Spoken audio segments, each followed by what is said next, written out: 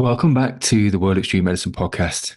I'm your host today, Owen Walker, digital lead of World Extreme Medicine. And I have with us Marius Rehn, talking about the Norwegian Air Ambulance. So what we're going to do in the conversation is discuss the anatomy of one of the most progressive HEMS services in the world, that of the Norwegian Air Ambulance. It also goes by the name of NOLAS, and NOLAS are a non-for-profit organisation that's delivered critical care for over 40 years. NOLAS employs several PhD candidates to work across various projects, including stroke care, fatigue and sleep, elderly trauma, cardiac arrest, high-performing teams, hypothermia, and much more. They also conduct high-fidelity multi-agency training and governance. And NOLAS are working on a various array of testing of safe flight GPS routes and innovative research projects, and indeed they have their own bespoke development helicopter and integrated video systems in the dispatch center. So to talk about NOLAS, we have Marius Rehn with us. Marius is a consultant anaesthetist working in the pre-hospital division of Oslo University Hospital. He's also senior research at the Norwegian Air Ambulance Foundation and indeed a professor of pre-hospital critical care at the University of Oslo. Marius is also the editor-in-chief of the Scandinavian Journal of Trauma, Resuscitation and Emergency Medicine. We've done a previous episode on that, so please do check it out on the podcast. And indeed, when he's not at work, he tries to spend time in the outdoors and indeed traveling. Welcome to the podcast, Marius. Thank you so much for having me, Evan. Thank you. I wonder if we could just start, Marius, by just getting you to unpack the service provision. So we understand that NOLAS sees approximately 20,000 patients a year and has maybe a different model of flight crew to that in the UK, that of nurses and doctors. Could you just unpack the service for us broadly?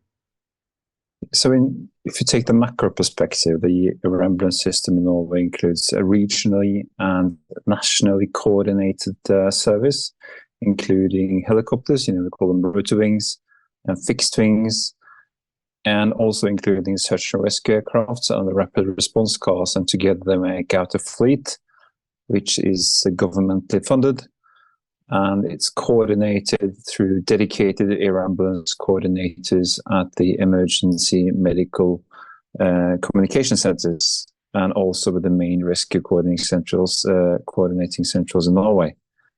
And so the Ministry of Health and Care Services have entered an agreement with the Ministry of Justice and Public Security that allows the National Air Ambulance System to use search and rescue helicopters for ambulance missions when they're available. And we have search and rescue aircrafts situated at 7 locations. And the medical capacity of these search and rescue aircrafts are similar to the smaller ambulance helicopters. So if you focus on the smaller air ambulance helicopters, which is, I'm at the base here in Oslo now, that's where I work, is that the aviation part of that service is put out on a tender. And currently the Norwegian Air Ambulance Foundation, they have a company called Norwegian Air Ambulance Helicopter, and they have the contract for all the helicopters in Norway. And for the fixed-wing aircrafts, there is a company called Avincius Aviation Norway that has the tender. And on the helicopter side, we have 14 helicopters at 13 bases, and each base will also have rapid response cars. So that's, the macro perspective. And in 2023, we did in total about 12,600 jobs. And we did almost 1,000 flight hours on IMC conditions, which is quite important to discuss when we have this discussion about air ambulance systems up here in the north. And IMC is instrumental meteorological conditions, weather conditions that requires the pilots to fly primarily by reference to flight instruments. And, up here we have 6 months of the year, we have more or less darkness because of the Arctic conditions, and we have quite heavy winds and low visibility conditions with snow and fog.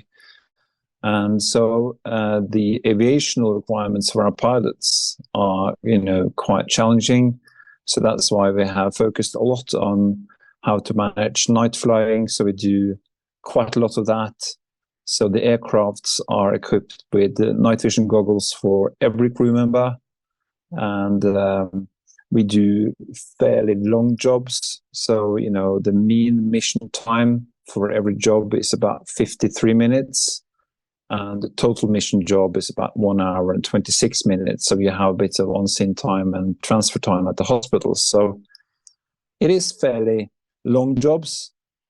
And also we have about 2,300 rapid response car jobs. So that will be jobs in the vicinity of the base, or if you have conditions where the aircraft can't fly, or if you have technical issues. So, that's the big numbers. And we have a crew composition on the smaller aircraft, the ones that I fly in, the air ambulance aircraft. So we have one pilot, one flight paramedic, which is normally a anesthetic nurse with a pilot education and a rescue technical background. So we call that the HEMS crew member. And then you have the doctor in the back, which is always a consultant anesthesiologist. So that's the setup for the service. And just to put that into perspective as well, Marius, Norway, you serve 240,000 islands off the coast of Norway, and indeed 80,000 islets as well. So you've got this vast array of both sort of mainland work and a scattered population amongst that, and then 240,000 islands, of which some are populated and inhabited, some are not. But that hopefully illustrates the geographical demands of the work. It's a vast array of geography. Yeah, I agree on that. And you have one thing is the coastal side, which is, as you said, scattered with islands. But another thing is the challenging logistics on patient transport is also the fjords, which shreds the country from east to west, and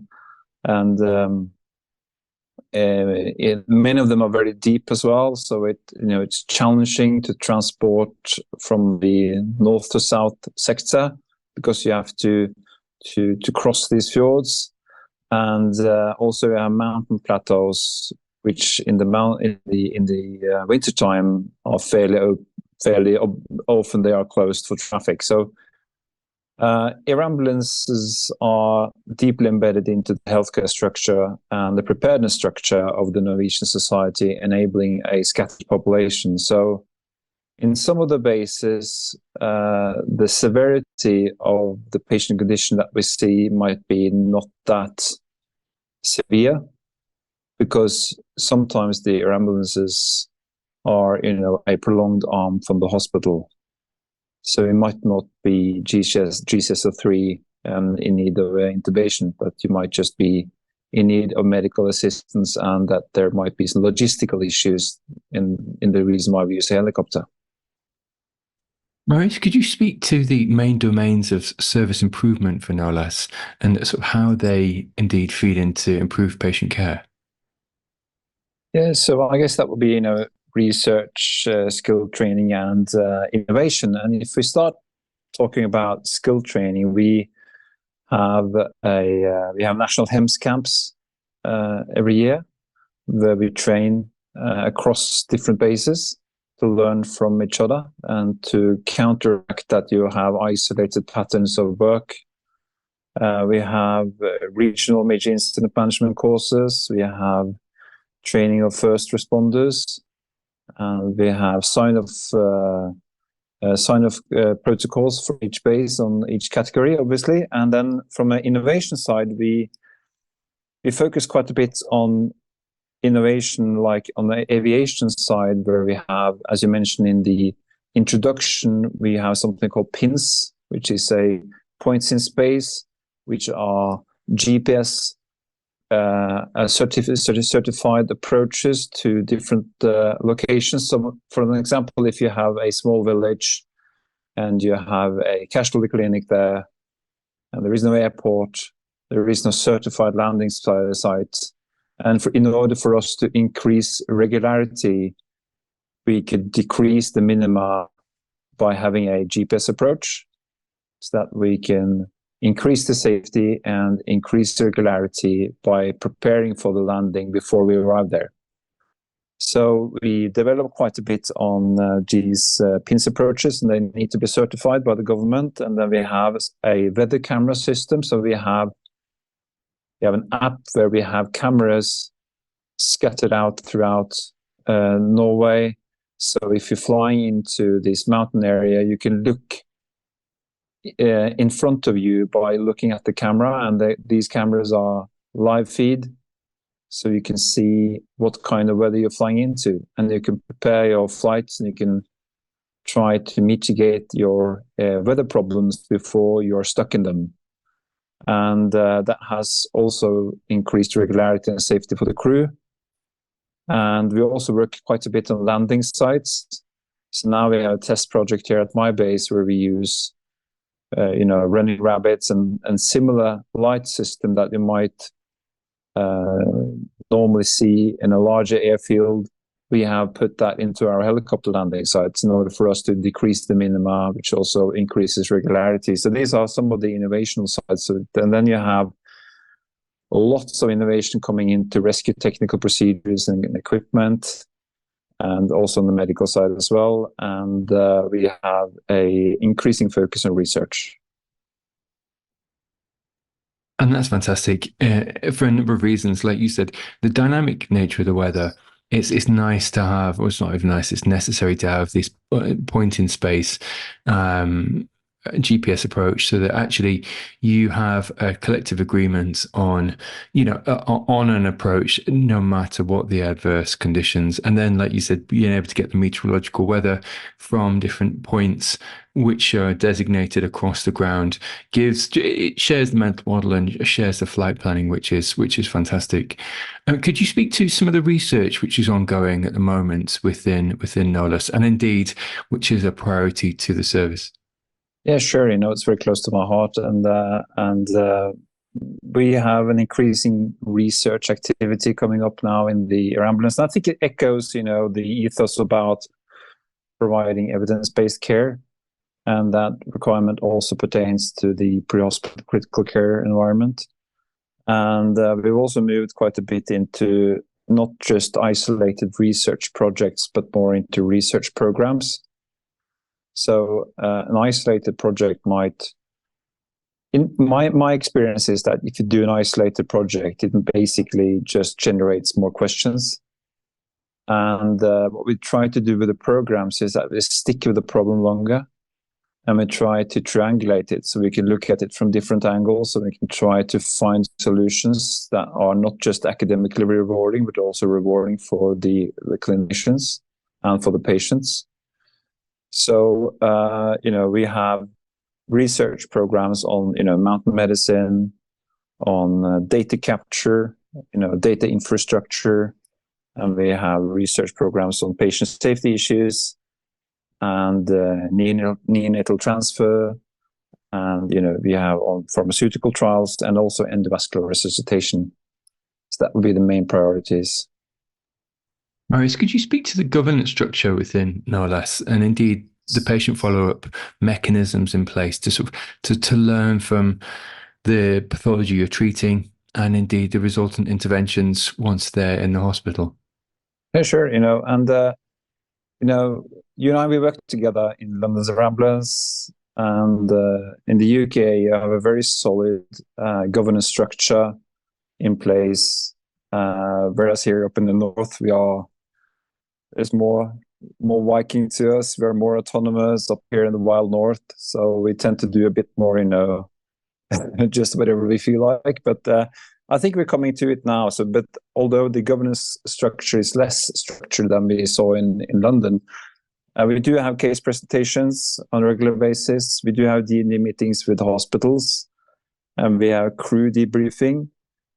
But I think the major difference would be that all the doctors working per hospital in the air ambulance service are consultant anesthesiologists, so that the need for a case-to-case, the formal need for a case-to-case review is less inflicted upon us, given that we're all specialists. But, a specialist can always learn as well. So I think there is a big need for governance, even though you are experienced. Absolutely, and I think, like you said, there's things you can learn not only from patients but actually from other subject matter experts within their field. Marius, NOLAS have been known for actually their approach to progressive stroke care, and no less through the research, but also through innovative action, CT scanners and the like. But could you speak to what's happening within stroke care at the moment within Norway? Yeah, I think, not just Norway, but, in globally, I think that one of the major differences is that stroke is now recognized as a time critical condition. And, but the major problem would be to differentiate a stroke, which might have, a very heterogenic pattern of a presentation, so that the in-hospital clinicians can recognize it and initiate the treatment. And in order to mitigate that, we have a research program on that. We call it pre-hospital brain program. And what they're working on now is a lot of issues pertaining to structured communication from the pre-hospital field and recognition of stroke. And we have dispatch video so that the dispatchers can look at video from the scene in order to try to identify stroke. And we also have studies looking into more structured communication between EMS staff, ambulance staff, and the in-hospital clinicians using apps and training programs. And so that you can identify the stroke and you can try to differentiate whether this is a bleed or if it's a clot, and to see whether these patients should go to a neurosurgical center or if they can take into a stroke center for treatment, either medically or by embolectomy.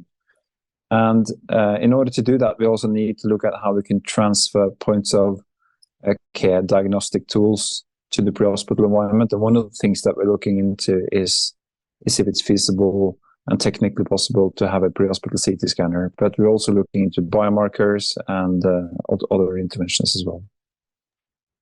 Fantastic. And like you said, there is a real time pressure on stroke of various pathology, really. And what's interesting as well within the research is that the archetypal 4.5 hour window is also being called into question as to whether that's truly a definitive marker or not. And could you maybe speak to how you use simulation, low or high fidelity simulation within NOLAS to the benefit of the staff? Yeah, we do use simulation quite a bit in different stages. We have simulation as part of sign-off. So, take myself for my sign-off, for example, we used aircraft simulators, the ones that you use for pilot training. And in the simulator, we could also put on virtual reality technology so that the doctors can sit in the back and they can train on fixed rope operations, underslung operations that we train for and we use. And then we can put in scenarios that you can't use in a real life setting, like tailor rotor failure, etc., etc. And all of these things are trained in a simulator. But we also use simulation here at my base. We have a quarterly training regime, so that every 3 months change the training so that we can have focus on, because we have seasonal challenges. You can have 1 quarter focusing on avalanche, 1 quarter focusing on drowning, 1 quarter focusing on the research and rescue, etc. And so that's, and then you have different types of simulation workups for us to go through. So there's a structure system that covers, the majority of the things that we might go through in a year. So that before we go into avalanche season, we will have trained on avalanche technique and search techniques and safety issues. And then we come into the drowning season, we have trained on that as well. So it's quite a bit on that. And we also have, here at my base, we're participating in a REBOA trial. So we use REBOA for medical cardiac arrest. And then we have a REBOA gym So we have a dedicated space in our base where we have mannequins and all the kit is out there. So it's very easy for the clinicians when they are on a shift just to go over there and train and do the procedure, and then they could just leave the kit and they'll sort it out. And so it's a low threshold for training. So, I guess that would be, some examples on how we use simulation. Like you say, removing the friction to training is excellent, because you almost want that muscle memory in all situations, but deeply embedded from maybe hours and hours of training, and having that kit available all hours of day. Could you speak to one of the fundamental components? I mean, it's fantastic that you even use a flight simulator to orchestrate sign off, because one of the components that unites HEM services really is that of human factors training, non-technical skills and human factors training. And it's everything which you can't necessarily get from a textbook, which is applicable in the pre-hospital environment. Could you speak to NOLAS's approach to human factors training? Yeah, so we have a dedicated aeromedical crew resource management instructor course, so that everyone's working operational side to air ambulances in Norway have to go through a full day ACRM training every year, which is mandatory. If you don't do that, you can't fly. And on these courses, we focus on all the different challenges that we could meet in a aeromedical CRM environment. Could be in command gradient, or could be visual issues or fatigue management, etc., etc. And they change the topics every year, so we can have, and that's normally based on data, so that we can see if we have a year where we have a lot of safety issues pertaining to light on skid landings, which is quite dangerous. We train on that. And if we have more issues coming into conflicts in cockpit, we can focus on that, and etc.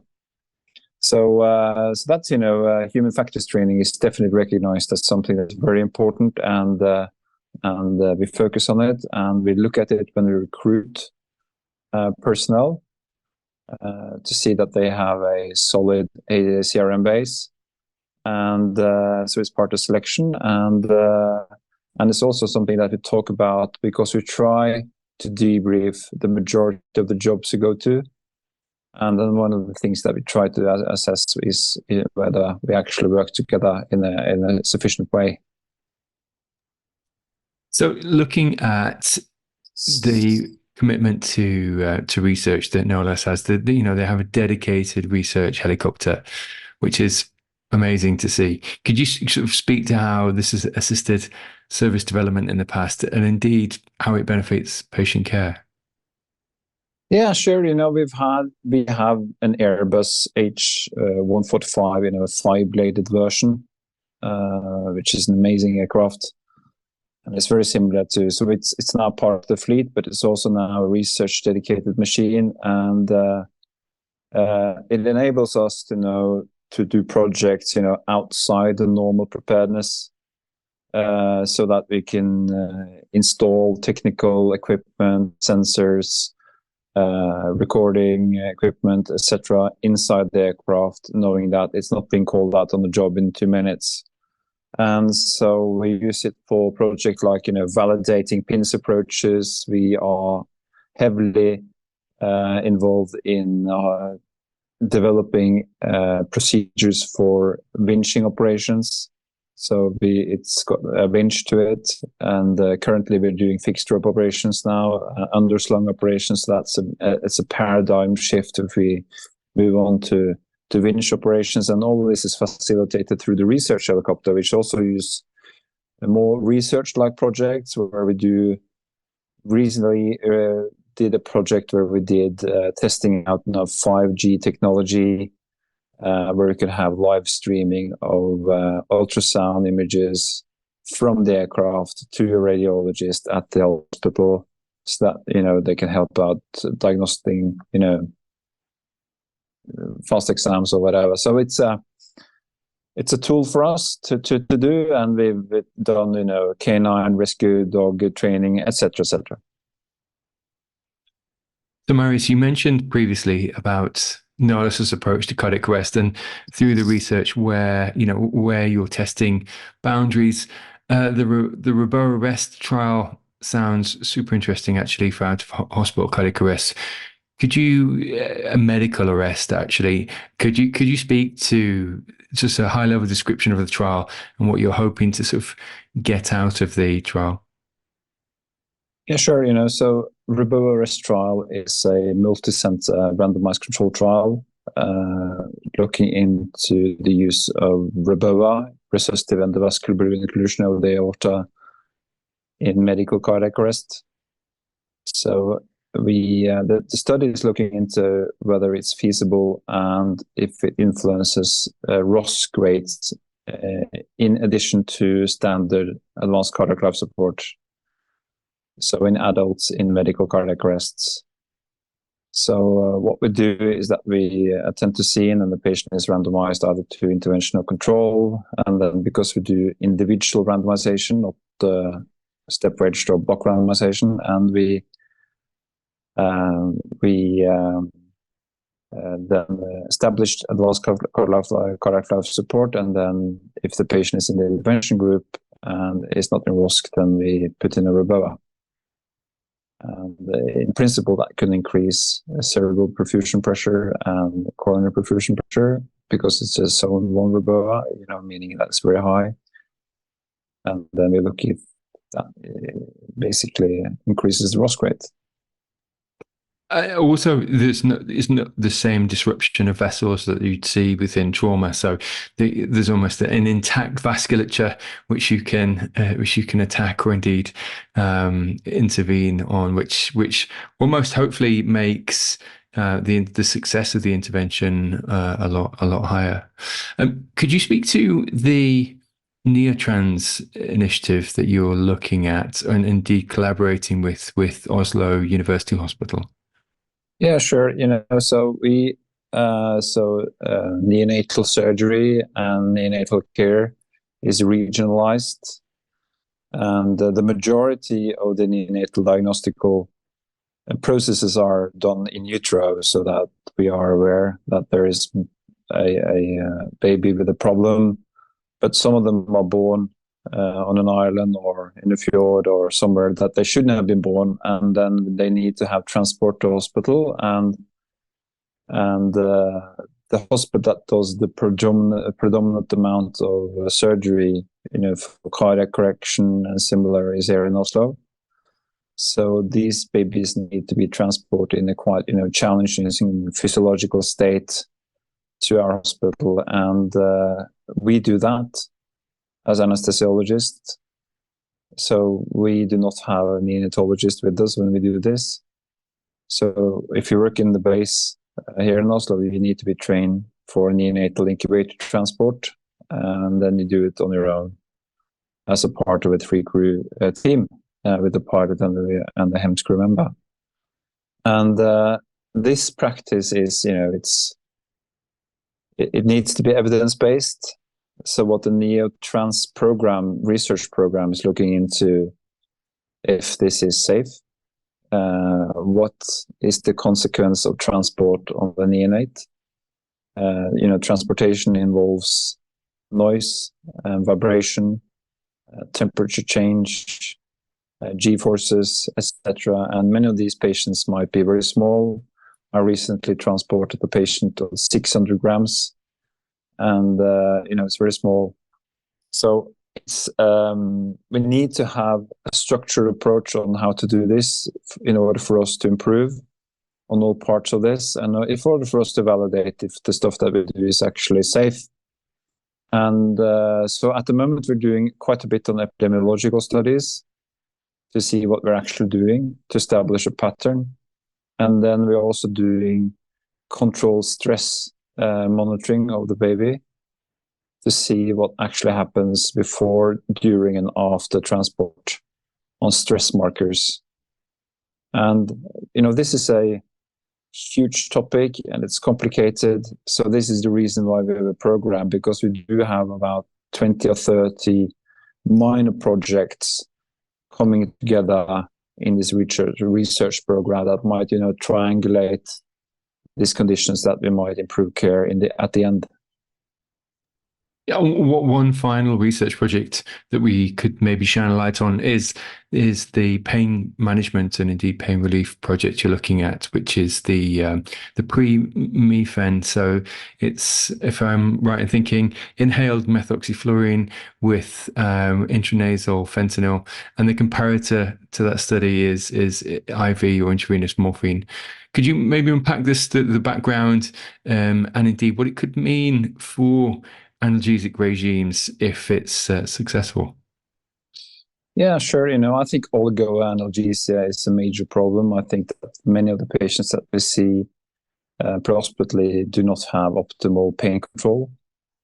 And one thing is that this is obviously devastating for patient comfort and experience, but we know also that this has negative influences on the outcome of the patient. It increases stress and might be a driver for cytokine release and similar. So it's very important for us to have pain control. And currently, a lot of the tools that we have available might not be that effective. And because the majority of them require IV access. And in some patients, IV access takes time, it might be difficult to achieve.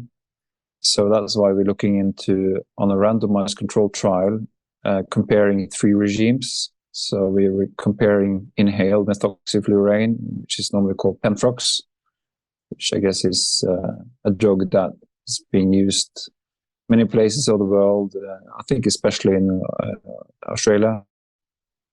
And then we compare that to Instanil, intranasal fentanyl, and IV morphine. And so the study has just been finished, so we're not recruiting patients to the randomized control now, and we're just looking into the data. So, but what we see is not just, us doing research, but what we try to do is to open the box and try to use the most appropriate method as possible for us to establish causality. So we try to do it in a randomized interventional study.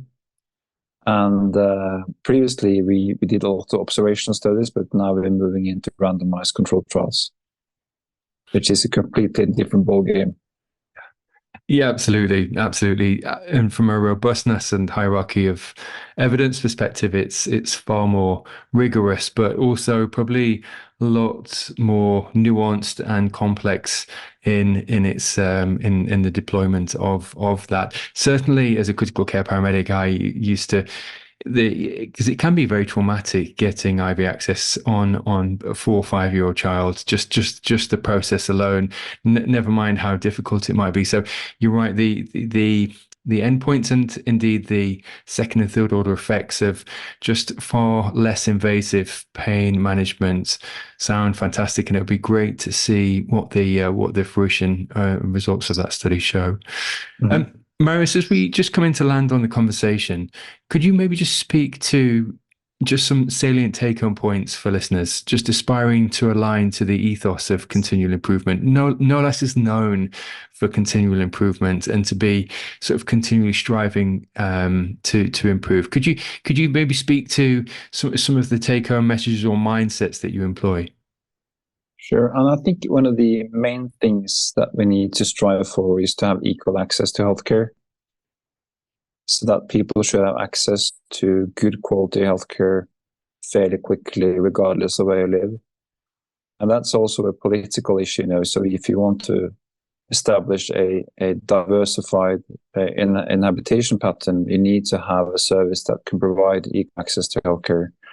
And an air ambulance would be definitely be a tool in order to achieve that. And so these patients should also be met by someone that practices an evidence-based medicine.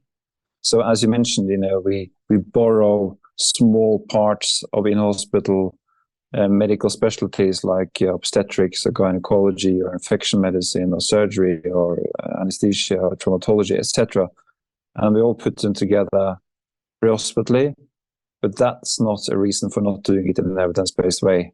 So we need to provide evidence for what we do, because evidence is also a way for us to establish harmful patterns and for us to learn and to do high quality, better care. So, and by doing that, having regularity, having safe practice, and having evidence-based care by high quality and motivated people, I think you can establish critical care without walls. Listen, that's fantastic. And I just want to thank you for your time today, Marius. It's hugely insightful. Thank you. Thank you so much for having me. Thanks for listening to the episode.